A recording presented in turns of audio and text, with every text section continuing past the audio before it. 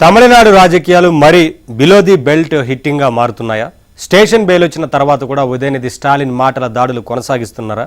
త్రిషపై చేసిన comments boomerang కాకుండా DMK కూడా డైవర్షన్ పాలిటిక్స్ చేస్తోందా? పైగా టీవీకేపై ఎదురుదాడికి దిగుతోందా? డీఎంకే వర్సెస్ టీవీకే అన్నట్లుగా కాకుండా వివాదం ఇప్పుడు పెద్దదవుతోందా? జూనియర్ స్టాలిన్ బేషరతుగా క్షమాపణ చెప్పాలన్న నటి ఖుష్బూ డిమాండ్ నెరవేరుతుందా?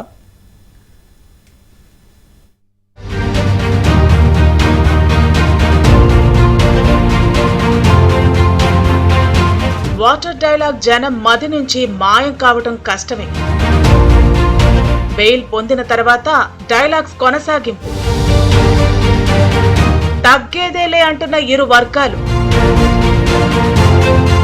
ఎంట్రీ ఇచ్చిన బీజేపీ నేత ఖుష్బూ. ఒక వివాదం టీ కప్పులో తుఫానులా సమసిపోతుందని అందరూ ఎదురు చూసి ఉండొచ్చు. తమిళనాట విపక్ష నేత ఉదయనిధి స్టాలిన్ వదిలిన వాటర్ డైలాగ్ మాత్రం అంత సులభంగా జనం మది నుంచి మాయమయ్యే అవకాశాలు కనిపించడం లేదు. ఒక మాటకు 10 మాటలు కలుస్తున్నాయి. అధికార టీవీకే నేతలు గట్టిగా బదులిస్తున్నారు.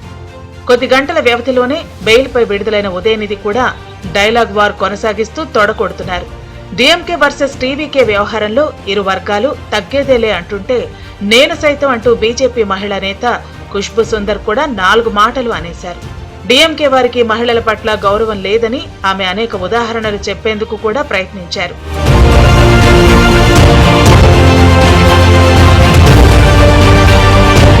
కొన్ని డైలాగులు అనుకోకుండా వస్తాయి. రాజకీయాల్లో ఎదగాలనుకునే వారికి నోరు అదుపులో లేకపోతే అనర్థాలు ఖాయవని ఆయా మాటలు నిరూపిస్తాయి. ఎవరెలా రెచ్చిపోతున్నారో అర్థం చేసుకున్న తర్వాతే మెచ్యూరిటీగా ఉంటుందని నేతలు గ్రహించకపోతే దాని పర్యవసానం చాన్నాళ్లు కొనసాగడము ఖాయం. ఉదయనిధి స్టాలిన్ అనుకోకుండా వదిలిన ఒక డైలాగ్ ఇప్పుడు డీఎంకేపై గట్టి మరక పడే పరిస్థితి తెచ్చిందన్న విశ్లేషణలు వినిపిస్తున్నాయి. ఎవరో కింద నుంచి త్రిష అని అరిస్తే అందుకు ఉదయనిధి మాట్లాడిన మాటలకు లింకప్ అయిపోయి ఇప్పుడు వెనక్కి తీసుకోలేని తప్పుగా మారిపోయింది. ఒక మహిళ పేరు వినిపించినప్పుడు ఉదయనిధి జాగ్రత్తగా మాట్లాడాల్సి ఉండగా ఆ క్షణంలో మాత్రం క్యాడర్ను సంతోషపెట్టే క్రమంలో ఉదయనిధి తప్పులో కాలేశారు.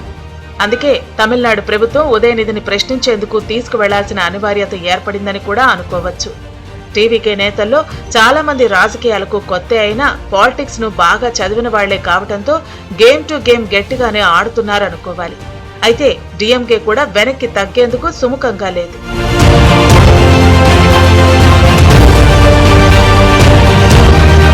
పార్టీ ఓటమి తర్వాత డీఎంకే బల ప్రదర్శన చేసేందుకు మంచి అవకాశం వచ్చిందని అనుకోవాలి.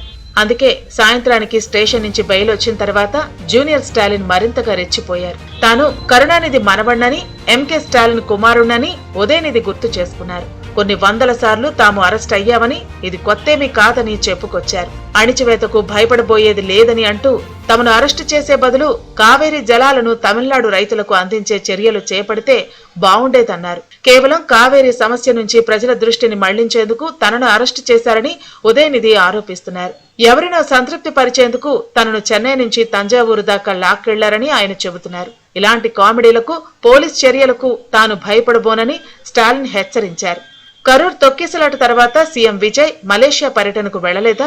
40 మంది చనిపోతే వారి కుటుంబాలను పరామర్శించేందుకు వెళ్లకుండా మలేషియాలో డాన్సులు వేశారని దెప్పి పొడిచారు. తనకు సంఘీభావంగా నిలిచిన డీఎంకే క్యాడర్ కు ఉదయనిధి కృతజ్ఞతలు తెలియజేశారు. அப்படின்னு கண்டனம் தெரிவிச்சிருக்காங்க. அது எனக்கு கொஞ்சம் வருத்தமா இருக்கு. நான் எந்த நேரத்துல அந்த மாதிரி தவறான எண்ணத்துல நான் பேசவே இல்லை. விவசாயிகளுக்கு ஆதரவாக பேசினதுக்காக இந்த தரங்கட்ட அரசு கைது செஞ்சிருக்கிறாங்க. நான் மீண்டும் சொல்றேன், இந்த கைதுக்கு நான் பயப்பட மாட்டேன். இன்னும் 100 முறை பேசுவேன், மீண்டும் பேசுவேன். அதுல சில பேர் சொல்லியிருக்கிறாங்க நான் இரட்டை அர்த்தத்துல பேசிட்டேன், டபுள் மீனிங்ல பேசிட்டேன் அப்படின்னு சொல்லியிருக்கிறாங்க. நான் நிச்சயமா டபுள் மீனிங்ல எல்லாம் பேசவே இல்லை. இந்த மாதிரி பொய் வழக்குகளுக்கு எல்லாம் பயப்பட போறது இல்ல. இது சட்ட ரீதியா சந்திக்க நான் தயாராக இருக்கின்றேன். நான் ஒரு ஆட்சியாவே நான் பாக்கலுங்க. இது வந்து ஒரு சர்க்கஸ் கூடாத மாதிரி நான் பாக்குறேன். பயமுத்தணும், டைவர்ஷன் தான், வேற ஒண்ணும் கிடையாது. திமுக சட்டமன்ற உறுப்பினர்களை பார்த்தா அவங்க கைது செய்ய தோணும். அதிமுக சட்டமன்ற உறுப்பினரை பார்த்தா எப்படியாவது அவங்கள சோஃபா ஆரம்பிச்சு பர்ச்சேஸ் பண்ணணும்னு இந்த அரசு முயற்சிக்கும். ఉదయనిధి స్టేట్మెంట్స్ ఎలా ఉన్నా నటి త్రిషపై డీఎంకే నేత చేసిన వ్యాఖ్యలు తమిళనాట తీవ్ర రాజకీయ దుమారం రేపాయి. ఉదయనిధి వ్యాఖ్యలపై నటి భాజపా నాయకురాలు ఖుష్బూ మరోసారి మండిపడ్డారు. ధైర్యం ఉంటే మహిళలను తిట్టకుండా రాజకీయం చేయాలంటూ సవాల్ విసిరారు. ఉదయనిధి వ్యాఖ్యలు మహిళలపై ఆయనకు ఉన్న ద్వేషాన్ని తెలియజేస్తున్నాయన్న ఖుష్బూ దుయ్యబట్టారు. ఒక నాయకుడిగా ఆయన దీనికి సిగ్గుపడాలని విమర్శించారు.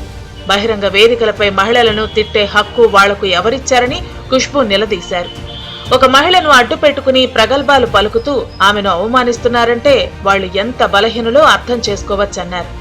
ఏ మహిళను దూషించకుండా రాజకీయాల్లో నిలబడి చూపిస్తే అది పురుషుల గొప్పదనం అవుతుందని ఆమె హితవు పలికారు. ఒక డీఎంకే నాయకుడు తనను కించపరుస్తూ ఐటంతో పోల్చిన విషయాన్ని ఆమె గుర్తు చేసుకున్నారు. డీఎంకేలో మహిళలకు వేధింపులు ఎదురుకావటం తాను కళ్లారా చూశానని ఆమె చెప్పుకున్నారు. ప్రతిపక్షంలో హుందాగా ఉండాల్సిన నేతలు ఇంకనూ దిగజారుతున్నారని ఆమె ఆరోపించారు.